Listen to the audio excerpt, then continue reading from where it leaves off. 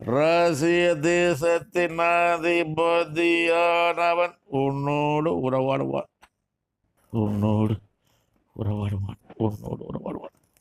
உலக நலனுக்காக அமெரிக்க தேசத்தின் அதிபதியானவனுக்கு விரோதமாகவே நான் என் கரத்தை நீட்டிக் கொண்டிருக்கிறேன். மூன்றாம் உலக போருக்கு அடித்தளமிடுபவன் அவன்தானே. உலகத்தின் அதிபதியோடு உறவாடுகிறவன் அவன்தானே.